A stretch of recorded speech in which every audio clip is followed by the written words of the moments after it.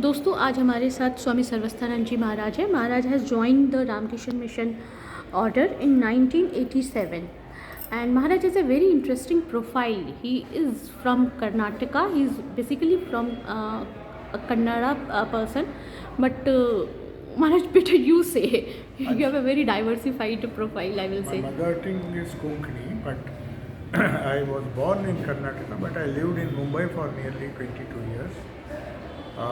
After completing my graduation in 1987 in mechanical engineering, I joined the Ramakrishna order at its headquarters in Belur Mutt.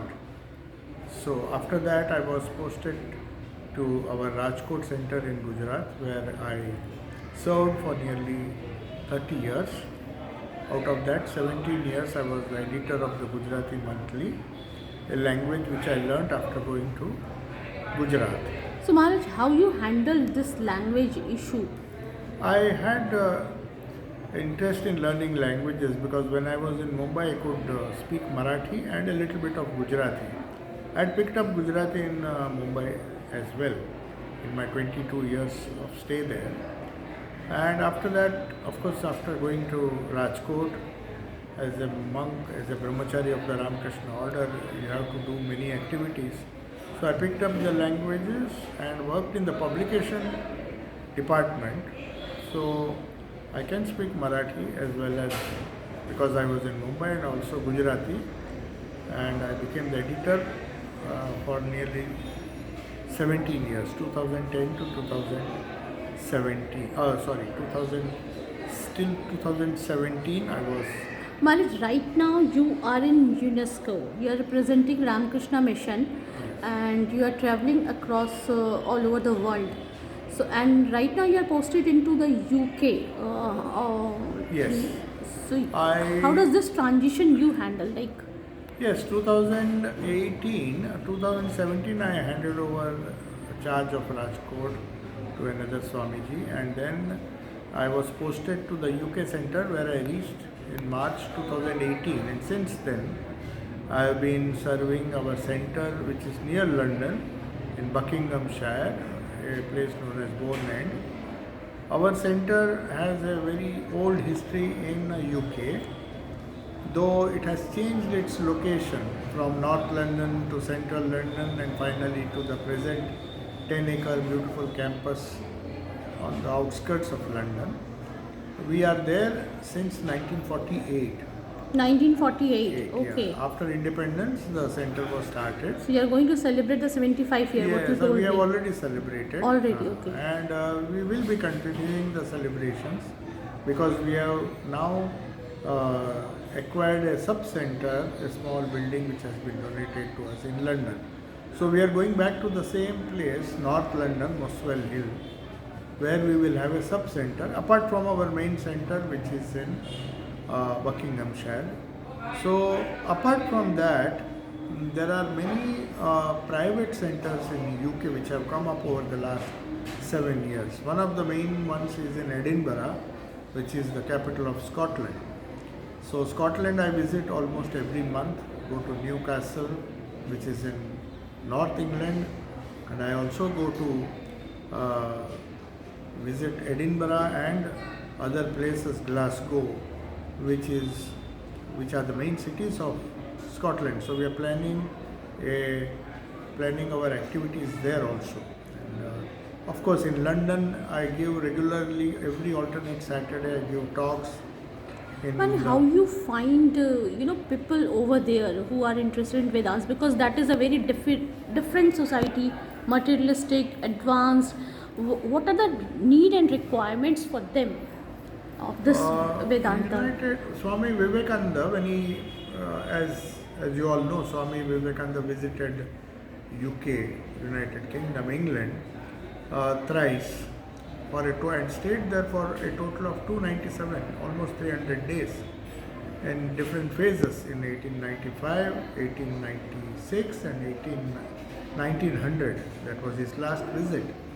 It was during these visits he did some phenomenal work because he believed London being the London or England was ruling over so many countries who were still, We were also slave to them that yes, time. we were colonial colonies which were being controlled by England. So Swami Vivekananda believed that English language, in which he gave his message, can be spread all over the world easily in the different countries ruled by England if he puts all the thoughts in the heart of the colonial empire, that was London. London was the heart. So he stayed in London for a pretty long time, and some of his English disciples strangely helped his work in India.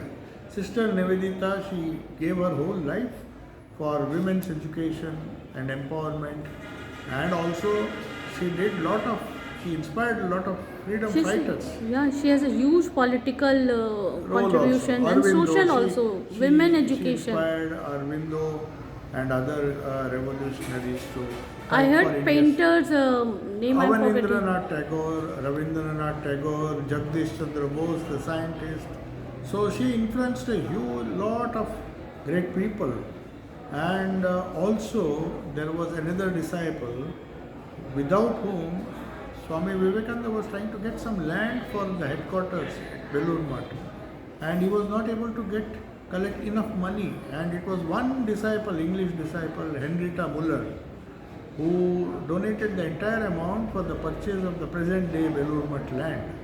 So that was in long ago.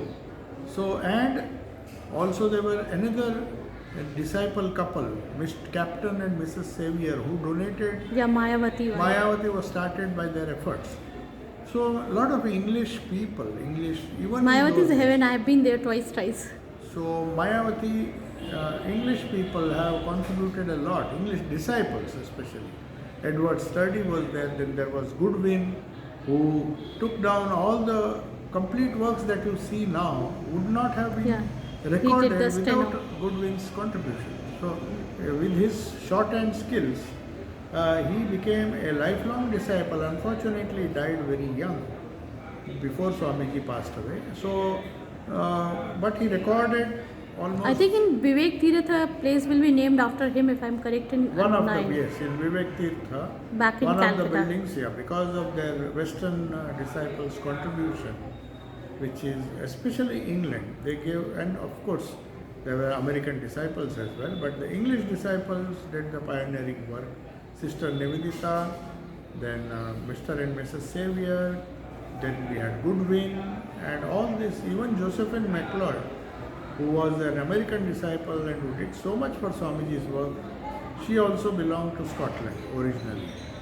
So anyway, there were, and William Hastie, the professor in Scottish Church College, who first spoke about Sri Ramakrishna to young Naren, and that inspired him to go and meet Ramakrishna, was also from Scotland. Professor William Hastie, Yeah. who referred to the Paramahamsa of Dakshineshwar even before. So Swami Vivekananda came to know, and then he came to know about Ramakrishna through William Hastie. So William Hastie was his professor at Scottish Church College in Calcutta. After that, Swami Vivekananda visited some great celebrities in UK. He visited the house of Max Muller at Oxford University, and that house is still there, where he spent a whole day. He looked at the wonderful Bodleian Library and other places in Oxford. He was shown many colleges, All Souls College, where Dr. Radhakrishnan later on occupied the Spalding Professor's chair, the chair of Oriental Philosophy. Dr. Radhakrishnan was our president of India. So this connection with England, now we are trying to revive. Recently a book has been written by an Oxford University professor, Ruth Harris. She wrote a remarkable book, Vivekananda, Guru to the World. She has used the word Guru.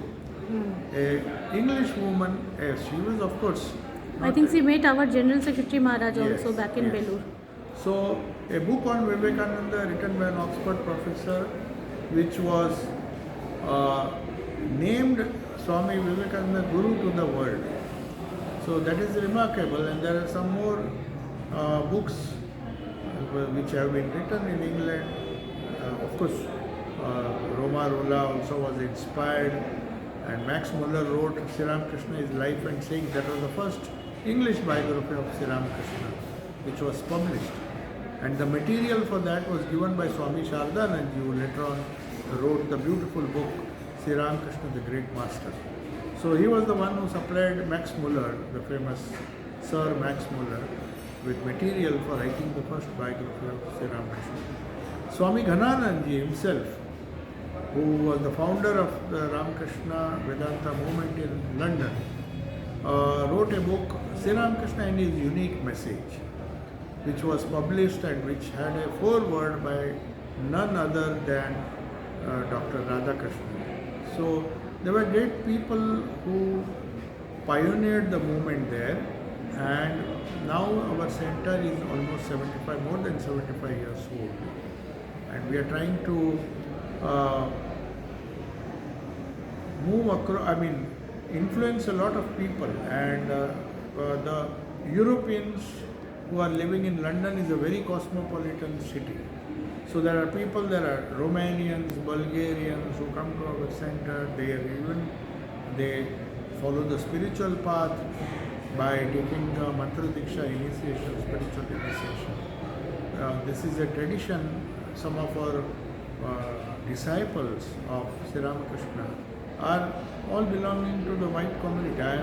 In fact, in our center we have a German, we have a Canadian, two people of English origin who are living as monastics in our center. So a lot of people Caucasian origin, they are very much interested, especially the meditative aspects of spiritual life. They are interested more in meditation, Raj Yoga, though they also like the ideas of Jnana Yoga and Karma Yoga. Bhakti Yoga is not so much prevalent because they do not understand our songs. So sometimes you have to convert the songs into their style, prayers according to the Christian tradition. Then they understand Sri Ramakrishna's message better. And they like the idea of harmony of religions. Because many of the people, young people, are becoming atheists. They are not very happy with organized religion, whether it is Christianity or any other religion.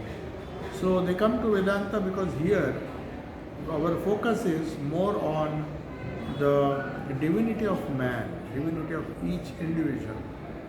So that is the focus which they like. We do not insist, Vedanta does not insist on any particular god. All gods and goddesses and prophets and of different religions are just taking us, helping us in our way to the same goal. This is the idea they like. They come in large numbers. What may be the age group of these devotees? Most of them are middle-aged because the younger people, they have so much pressure of studies, as you know.